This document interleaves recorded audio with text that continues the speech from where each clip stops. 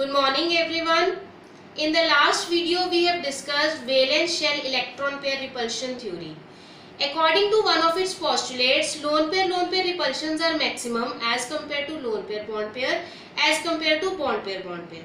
Means अपनी theory के उस थ्योरी में इस postulate के बेस पर ये बता दिया गया कि एटम्स अलग अलग ओरिएंटेशन में क्यों अलाइंड होते हैं मॉलिक्यूल में, क्योंकि लोन पेयर रिपल्शंस मैक्सिमम है as compared to lone pair bond pair as compared to bond pair, and in order to achieve minimum repulsion and maximum stability they aligned themselves in such a way at particular angles so their orientations are different. Also in the postulates of that theory the repulsions are maximum at 90 degree as compared to 120 as compared to 180. तो इसके basis पर VSEPR theory ने molecule की shape define कर दी कि उनकी अलग अलग शेप्स क्यों होती हैं, एटम्स अलग अलग ओरिएंटेशंस पर क्यों अलाइंड होते हैं इन द मॉलिक्यूल. लेकिन इसका ड्रॉबैक क्या था कि इसने एक तो बहुत ज्यादा इस चीज को एक्सप्लेन नहीं किया.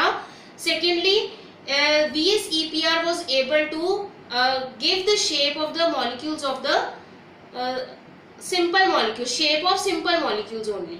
Also its applications were limited. In order to overcome all these drawbacks, next two theories were forwarded, valence bond theory and molecular orbital theory. Out of those two, in this part we are going to discuss valence bond theory or VBT.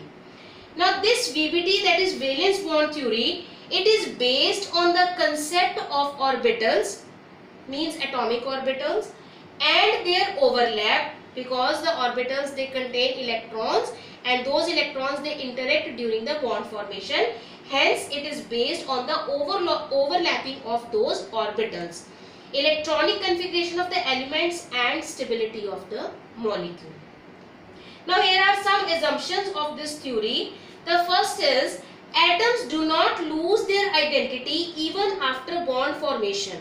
Only valence electrons lose their identity. इस theory के according atom अपनी identity खत्म नहीं करता, सिर्फ उसके valence electrons की identity खत्म होती है, लूज होती है और वो चेंज हो जाती है. Next is bond is formed due to the interaction of valence electrons only.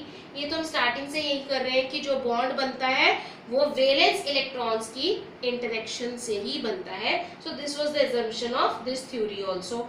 Then third is that when bond is formed, it leads to the release in energy, which finally is the cause of stability for the bond. This we have discussed in the previous videos also, that for the stability energy should be lower. जितनी ज़्यादा किसी चीज़ में energy होगी उतना वो अपनी position को या अपनी मूवमेंट ज़्यादा शो करेगा as compared to the other one which is having lesser energy. तो स्टेबलाइज होने के लिए, एग्जिस्ट होने के लिए एनर्जी कम होनी चाहिए, और अगर स्टेबल होना है एनर्जी कम होनी तो एनर्जी रिलीज होगी.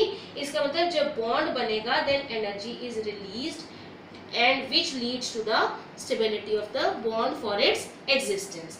Now for the explanation of this theory, first of all we take the example of formation of hydrogen molecule. ये हाइड्रोजन मॉलिक्यूल क्यों बन जाता है इसके बेसिस पर अब हम एक्सप्लेन करेंगे. Now suppose we are having two hydrogen atoms, both of them they are having their own nucleus. Suppose हमने एक हाइड्रोजन एटम को A कंसिडर किया, दूसरे हाइड्रोजन एटम को B कंसिडर किया. अब इस हाइड्रोजन एटम का अपना न्यूक्लियस होगा और अपना ही इलेक्ट्रॉन होगा. इन the same way for second hydrogen atom B के लिए इसका nucleus is NB and electron is EB. When these two atoms come close to each other in order to acquire stability, then what happens between them? अब क्योंकि जब ये एक दूसरे के पास आएंगे तो nucleus is positively charge and electrons they are negatively charge. Obviously attractive interactive forces they come into existence. Attractive forces भी होंगी और रिपल्सिव फोर्सेस भी होंगी. अब कौन सी अट्रैक्टिव फोर्सेस होंगी और कौन सी रिपल्सिव फोर्सेस होंगी? First of all nucleus of A will attract electron of B. nucleus of A attract electron of B.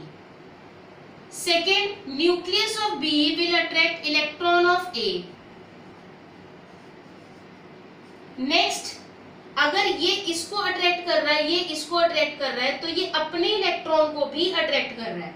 Means attractive force is also between the nucleus of A with its own electron. Similarly, nucleus of B with its own electron, NB-EB. So all these four which we have done here, they are attractive forces.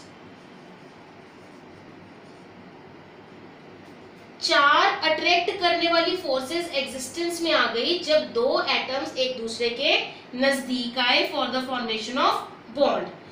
लेकिन इसी के साथ इसका nucleus और इसका nucleus, इनकी interaction में there will be repulsion because both are positively charge. So Na and Nb they will have repulsive interaction. Similarly, electrons of A and B, they will have repulsive interactions. Means these two are the repulsive forces. Now if we count the attractive and repulsive forces they are 4 in number and repulsive forces they are 2 in number. Means attractive forces are more, तो वो repulsive forces को overcome कर जाएंगी, which leads to the attachment of two hydrogen atoms with each other, leading to the formation of hydrogen molecule. In this way, valence bond theory ने hydrogen molecule को forces के basis पर explain कर दिया कि hydrogen molecule क्यों बन जाता है.